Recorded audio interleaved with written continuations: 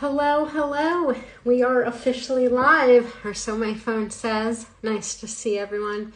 Happy Tuesday. We are going to be joined by Colleen McDaniel, otherwise known as Violent Femme, here on Instagram. Excellent. I am seeing some requests for us to join up. I love it when a put together. Thank you all for joining. Go ahead and say hello, make yourself comfortable while we get connected. There we go. Hi, Lauren. Can you hear me? I can and see you. It's wonderful to hear and see you. Yeah, you too.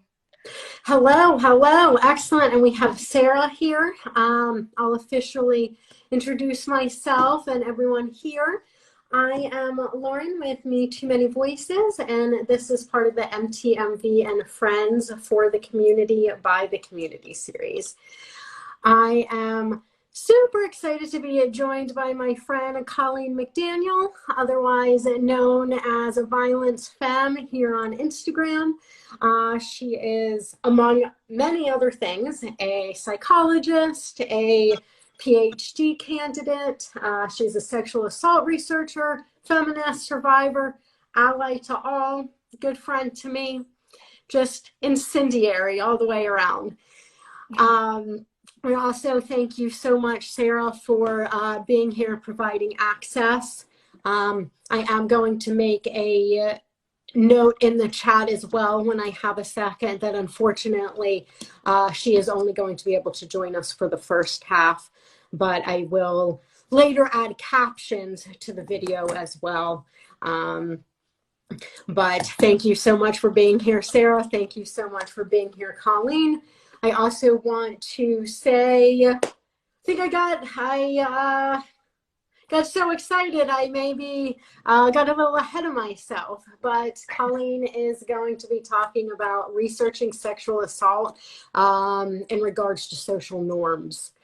And so I also want to throw up a content warning, statistics and the reality of some of these things and what research does show can stir a lot of things up and be activating.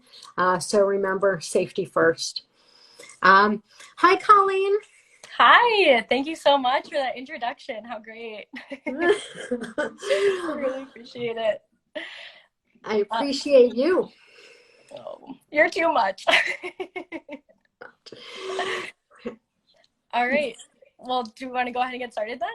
Yeah, if you want to introduce yourself a little bit further, what it means to research sexual assault and in regards to social norms, the floor is yours, as they say. Awesome. Well, thanks.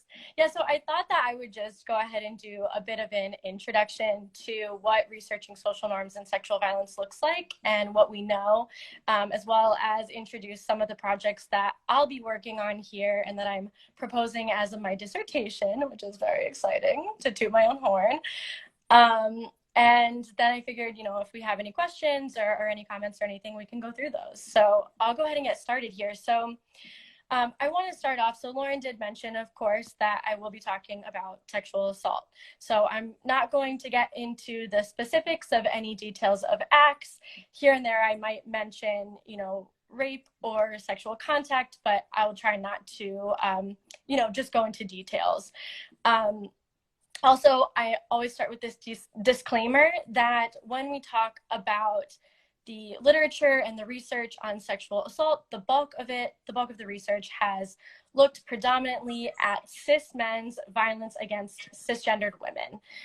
And this is not only because the research field is incredibly behind, as always, but also because this is the most commonly studied type of violence, as it's the most statistically prevalent type of sexual violence.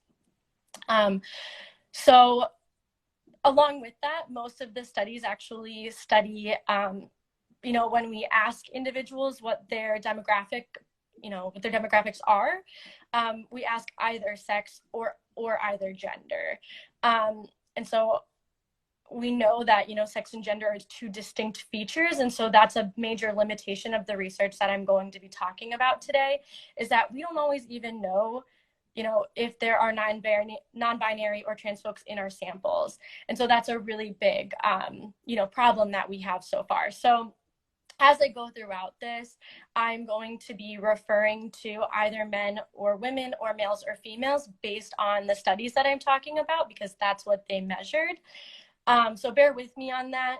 And then on occasion, I'll speak more broadly, and I will do my best to say cis men or cis women when I'm speaking more generally.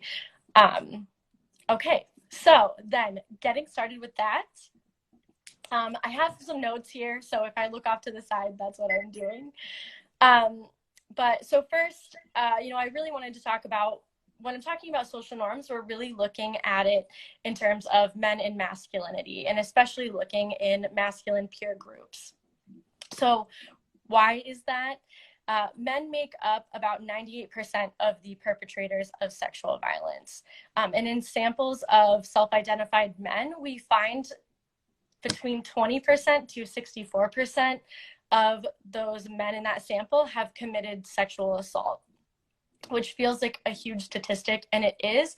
But I also want to point out that the way that we measure sexual assault covers a range of different behaviors. So that can include things as invasive as attempted or completed rape, but it can also include sexual touch, and then ranging in tactics of how those acts are achieved. It can be, verbal coercion, verbal force, physical force, or the use of alcohol and other drugs. Hey, real quick, thank you for that, and thank you for clarifying. We've had a request if you can repeat that statistic, please. Which one? I'm sorry. About I believe it was, you had shared about the 98% of men, but within that. Okay, yeah. So 98% of perpetrators of sexual violence are men. And then of men, studies have found between 20 to 64% of men have committed sexual assault at some point in their life. And I'm happy to share that statistic as well, in the chat later too. So it's an alarming rate, but as I said, it's a range of behaviors, and not everyone is repeat offenders. I think a lot of the popular narrative is that it's about 5 to 6%. And when we're talking about that statistic, it's really that we have 5 to 6% of men who are committing repeat offense. They're sexually assaulting more than once, and possibly with many different people. And so in that situation, like, that's a really, it's a really big issue no matter what. But that's really the people who are committing most of the sexual assault. So that's one target group, but I won't go down that road. That's a whole nother conversation. So, okay. So I myself have always been interested in hegemonic masculinity, because I really think that explains these statistics. So hegemonic masculinity is the sort of popular and most commonly seen version of masculinity in Western culture. It's the masculinity that holds the power. And we often refer to this as toxic masculinity, I think is the more, lay term for it. And so that can include a range of behaviors and gender norms. Some things that I think, really define it are that men have to be cisgendered and straight. They have to avoid femininity. They have to be the most successful among their peers and among men and women. They can never show weakness or emotion. And it's acceptable to use violence when necessary is another one of those norms. So research has shown that fearing losing one's manhood, so the specific type of manhood, is a major drive behind why men conform to patriarchal norms of masculinity. And when you think about it, it kind of makes sense. So what patriarchy tells us is that young girls become women when they get their period. So femininity is tied to the body. Whereas with masculinity, boys become men when? It's a little bit more vague. When they have sex, when they get a job, when they start to provide for a nuclear heterosexist family. And the idea is that if men don't conform to these gender norms, then they can lose their masculinity. They can lose their manhood. You know, we hear phrases like man up, be a man. You know, you're not being manly enough. Don't be a girl. Don't be gay, right? And so it's a really precarious situation that that men are living in. And these ideals of manhood are really fragile. In a funny way, because, you know, men try to avoid fragility. So social norms then is this sort of overarching idea that we actually overestimate other people's problematic beliefs. And so one way that that manifests is that we think that most men approve of these gender norms, when in reality, most men don't actually approve of them. And, you know, along with that, more closely linked to sexual aggression, the idea that, you know, most men don't think that consent is normal or okay to use, or that, you know, certain rape myths and like victim blaming is okay. The reality is that most people don't think that, but because of television, movies, you know, news reports, social media, on and on, we think that most men do hold those beliefs. And so that then perpetuates sexual violence.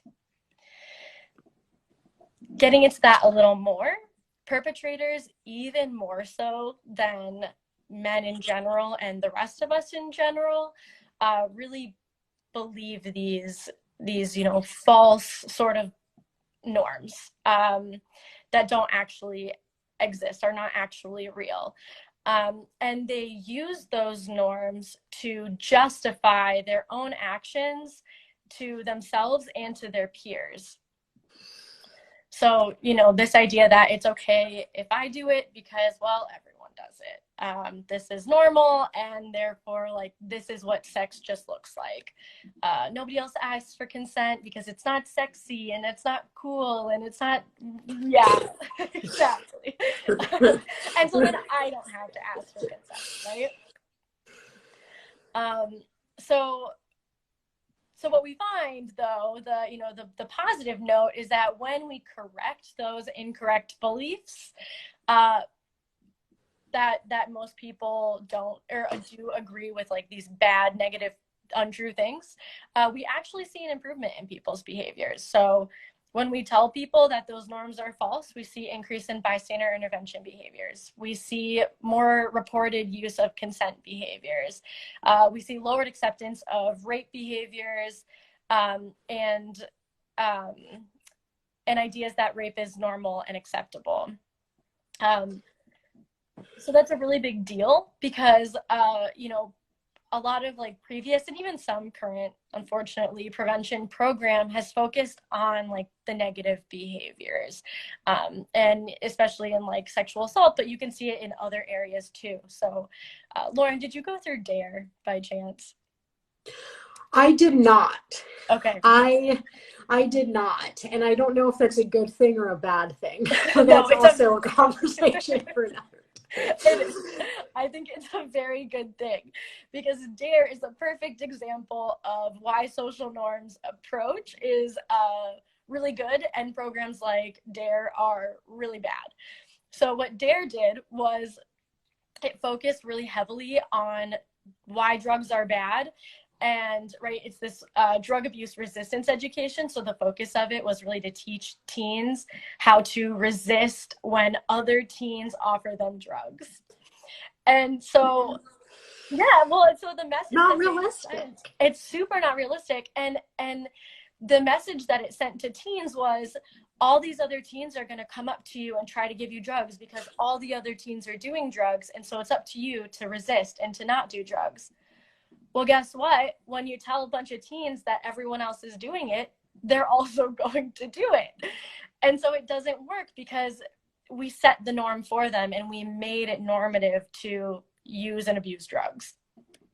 And that's the same with even a lot of sexual violence prevention programming today. It's the same with, like, abstinence-only education as well.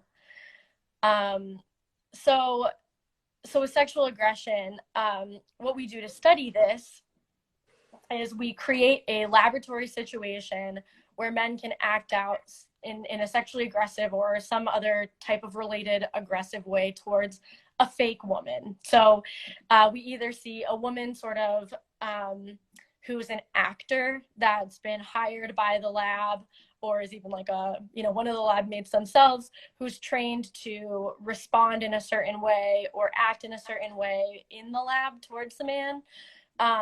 Or, when it's online, we just tell the participants that there's a woman on the other side of the screen when really there's not.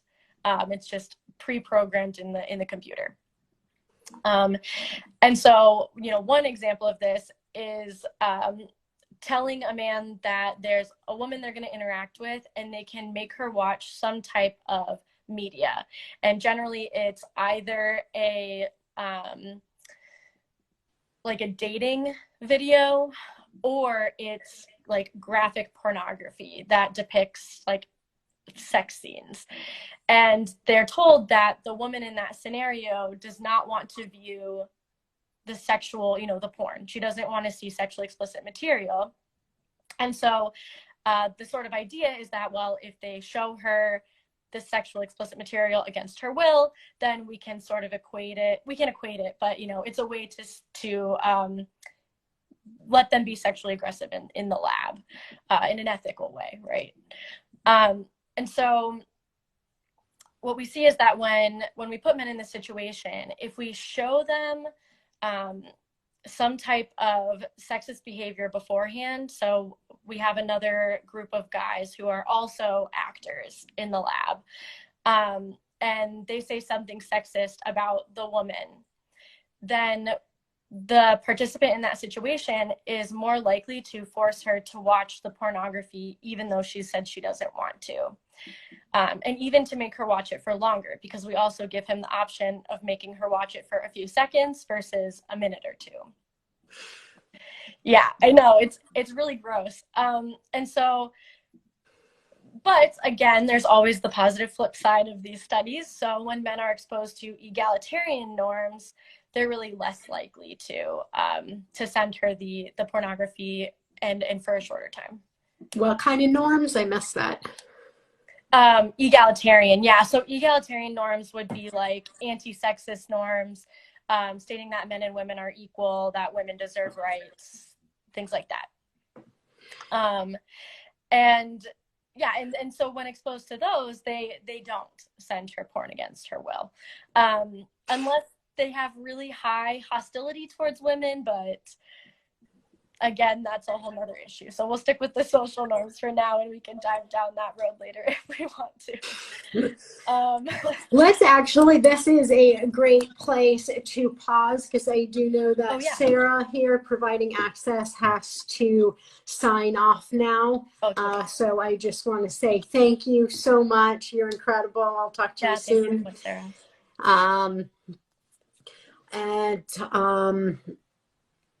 Also, if anybody has any questions, comments, please let us know in the chat.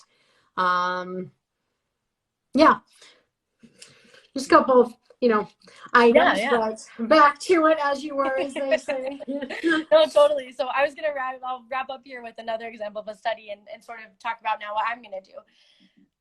So what I want to do is add sort of a motivational perspective. And so what we know from like what I was talking about before with masculinity is this idea that other men can say, oh, you're not a man anymore, right? And so this manhood is not, you're not a man, whatever. So my idea is that when men are exposed to these, sexist social norms or these rape supportive social norms, that what happens is that they then fear rejection from other men and from their peers, and that then leads them to act on the sexist social norm. So I can't really expose my methods quite yet because I haven't run the study, but the sort of idea is that if men are exposed to sexist norms from other men, and then they go through a task where they're rejected by their peers, then they'll be more likely to act out in aggression towards a woman in this sort of laboratory setting that I was explaining a moment ago. Um, and I think that this, makes a lot of sense, not only because of some of the masculinity things that I talked about before, but we've seen some research that's studied behavior in bars, and it's shown that in circles of, cis male peers, um, in bars, they'll actually encourage each other to sexually assault women in the context of the bar. So they'll say, hey, go up and, touch her, or like, you need to go, she looks drunk, go take her home. Some studies suggest that men are sexually aggressive with the intention of telling their friends about getting laid the next day.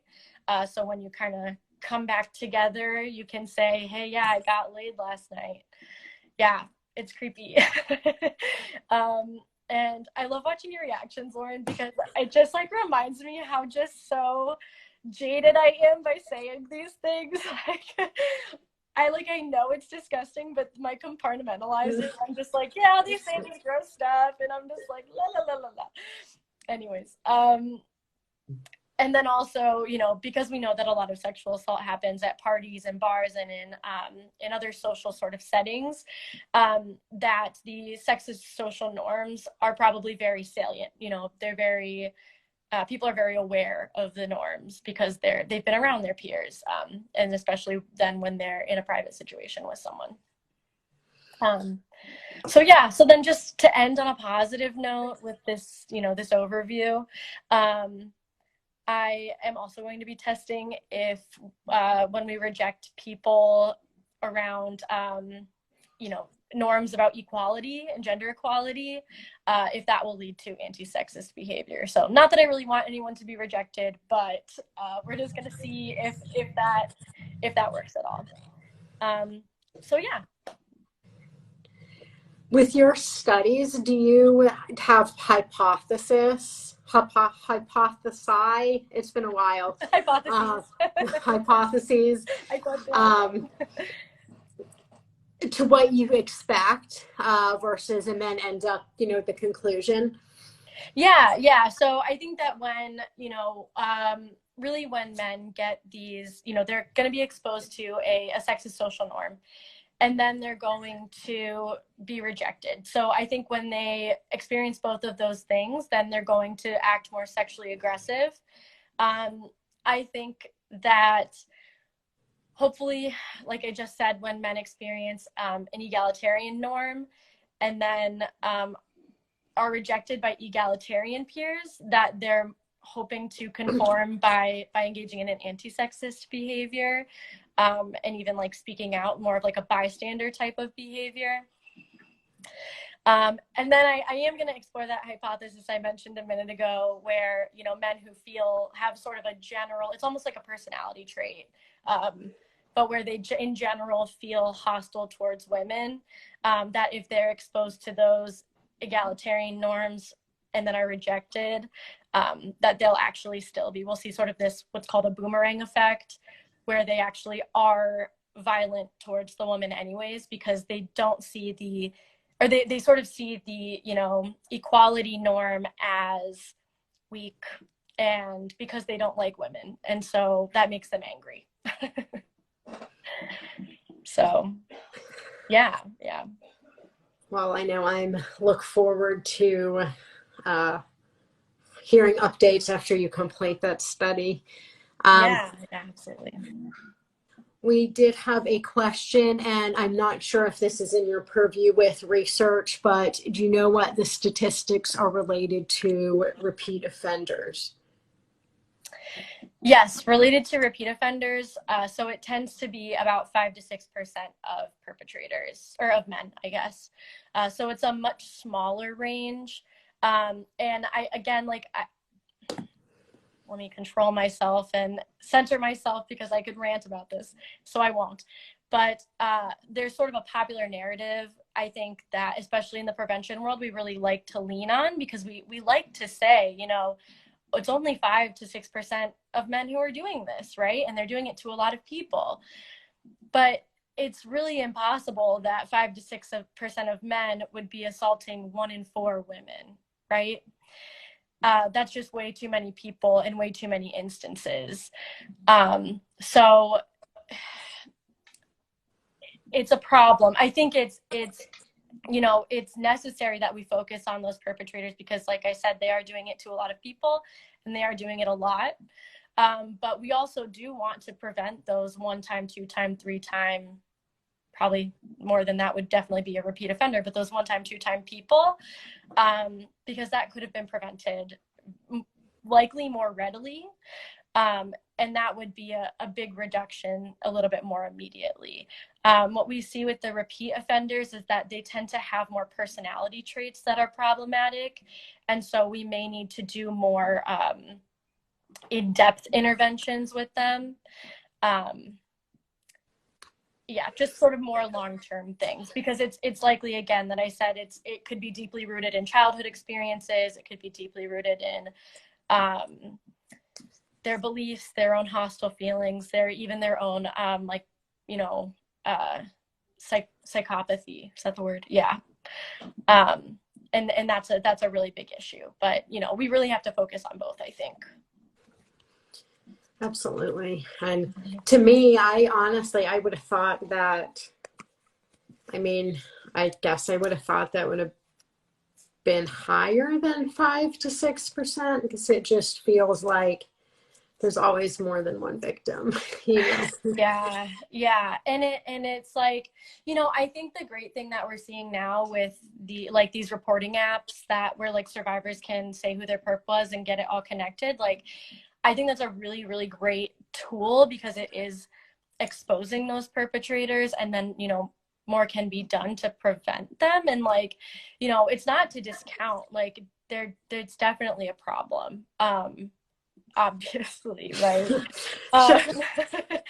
But just also to say that we can't forget about, you know, the broader scope, because we, you know, when we ignore them, then they have the potential to fall into repeat offending themselves. And we have, you know, and then we also in some of these other you know, ways of exposing perpetrators, we also have issues with leaving out survivors who have 1-time or 2-time offenders. Yeah, I think also in like high status sexual assaults, that's, you know, I'd say high status in alcohol, I think, don't quote me for certain, but I'm pretty certain that in those areas is where we see more repeat offenders. So people who feel extremely entitled to sex, like they will, and who know they can get away with it. And then also with alcohol, because alcohol is, you know, it's an excuse. It's not an excuse, but it's used as an excuse. It's seen as an excuse. And so because of that, again, people feel like they can get away with it. So, and sadly they often do, as you and I both know all too well. So Unfortunately, yes. yeah. Let's see. My downed note. I see a couple more questions come in that we'll address. Thank you all. This has been such a great conversation. Hope you're all taking care of yourself. Someone was asking what the app is called for serial reporting. I know J Doe is one, Voices in Action does one. I'm sure there are others. I know there are some that, yes, those are the two that I can think of off the top of my head. Yeah, J Doe was one I was thinking about. And then, hold on, someone put a question in the question box. Let's see, any studies involving women on the horizon? Women are not talked about as often as a survivor who's had a female perpetrator. Just curious. That's a great question. Yeah, so yes, definitely. And I think, so it's limited. It's very limited, and there needs to be more research on it. Like, I mean, I could say that about everything, but this is definitely one issue that's come up a lot. Right now, the most of the research is looking at women who perpetrate against boys. So think more like child molestation. There is, I believe it's called the conflict tactics scale, which is a measurement of perpetration that tries particularly to measure women's violence against men. You know, I'm going to be completely honest. There's a lot of bias in the research field about this. And I think it's because I think it's because like people are afraid that if we focus on women who perpetrate, then it's going to discount the experiences, like feminism or something, you know? And it's so, yeah, it's so Not how problematic. that works. Right. It's so, because it's like, no, like gender can play a role in things, but that doesn't discount the other type. It's just so, oh yeah. So yes, but there are certainly I've been in a lot of circles with you know, younger researchers, and I don't want to, you know, be ageist, like definitely, you know, more you know, more experienced researchers as well who are interested in looking into that. And then also, you know, I don't know the gender of the person who asked, but also within the queer community as well. So women who perpetrate against women, women who perpetrate against non-binary folks. There's also more research into that. But, you know, I gotta say, like, it's not being done enough. And I've been at a few conferences recently where people have, you know, kind of confronted there's really a small group of researchers who are doing this. And there are some folks who have really confronted the rest of the group and said, like, who are you waiting for? You know, we're the researchers, like we're the experts. We need to be doing this type of research, but people are just resistant because they feel like they don't know. And I'm like, well, then educate yourself, because if we're not going to do it, like literally no one else is. So yeah. Were there other questions? Sorry, that's my like. No, I appreciate that. And I'm glad that people are pushing back, because again, it's like the people in the room are the people who can make the change and start doing that research. So it's Yeah.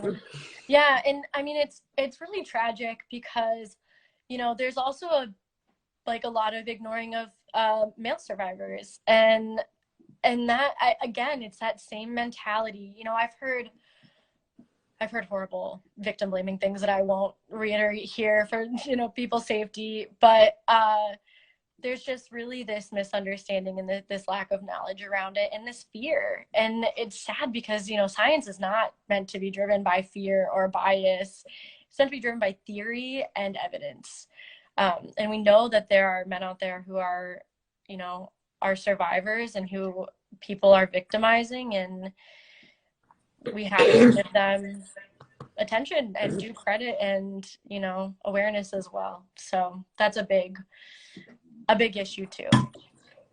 But I would say there is hope. I know right now, I don't know how much I can divulge about this, but there is a group of researchers who are revisiting how we measure perpetration. And one of the conversations I know that they're having is around how to make the measure more gender inclusive, and more representative of, you know, the experiences of people of different genders. Yeah. And so, I mean, just that conversation is being had, like, is pretty revolutionary for the field, which is sad to say, but it is exciting. And I think that there is promise, and I think we will see change soon. So. That's so awesome. And I have no doubt that you'll be part of it. Like I said, trailblazer right here. Trailblazer. Thank you. Any other questions? How we feeling? Chime in the comments. Talking about this, like we said, can stir things up. Your safety is important. Yeah, how's everyone doing? Questions, thoughts, comments? I'm seeing a lot of hearts. Yay, hearts right back to you. Any other thoughts that you have, Colleen? Any other, you know, anything else you want to share? Yeah, let me just think. I think, well, I've said everything I can possibly about, you know, the issue of inclusion and representation. Well, I could, you know, there's never enough to say about it, but in the research field, I'd also say, you know, if anyone knows people who are out for funding people and funding research, that's also a big barrier that researchers face is having funding and having grants. So supporting research, you know, looking for evidence-based research and prevention programming. I if I can do my own little plug here, Lauren, I do consulting around trauma-informed, culturally competent, evidence-based prevention programming, as well as survivor response. So I'm happy to talk with people, and you can find me on my page at Violence Femme. So yeah, thanks so much for having me, Lauren. Thank you so much for being here. We did get one other question, if you don't mind. Someone asked what kind of formal education is required into doing this kind of research. And I guess maybe on any level? Yeah, so I'd say there is a range. So to be a lab manager, or not even a lab manager, but to work in a research lab, it's going to depend on who the researchers are. So there may be folks out there who are doing like community-based research and including survivors. So to get involved in that, education level does not matter. They're really looking for people with experiences and personal expertise rather than, the research knowledge or the stats, right? Most of the research, though, you are seeing at the university level in higher education and academia. So at the master's level and at the PhD level, although there's a lot of opportunities, I know, at my university and at universities, across the country to get involved in this type of research and connect with those researchers. So if anyone's interested, feel free to reach out to me. Let me know where you are education-wise, where you are literally geographically, and I can point you to different researchers that I'm connected with. I'd be more than happy to get people involved in this. I'm leaving academia, unfortunately, so I'll still be doing, hopefully, research in other capacities, or at least, applying the research that my colleagues are putting out. But we do need people who are going to do this, long term. So. You are incredible. Thank you. Again, I know that this stirred things up. So as we wind down, I was thinking we could take a second just to center ourselves. Hopefully we've created a nice, safe bubble to have these discussions, but then we close our windows and we go back to the real world. So just a moment for us to spend together. If it feels safe, take a deep breath, only if it feels safe. If it feels safe, maybe shake some of it out. Woo, shake it out. Shake some of the energy out. And I'll blah, blah. I do a safety statement. Let's see. Today is Tuesday, May 11th, 2021. We are here on an Instagram live together. We are in the present. We are safe. Thank you. If anybody, don't hesitate to reach out anytime. Again, this is Colleen McDaniel at Violence Femme here on Instagram. Thank you, thank you, thank you. Thank you all for spending part of your Tuesday with us. I do have a slide of some additional hotlines, some resources that I will share on my screen. It is a full screener, so I will say goodbye to Colleen here. Thank you again. Thank you so much, and thank you everyone for listening. Take care, Lauren. Thanks. Bye.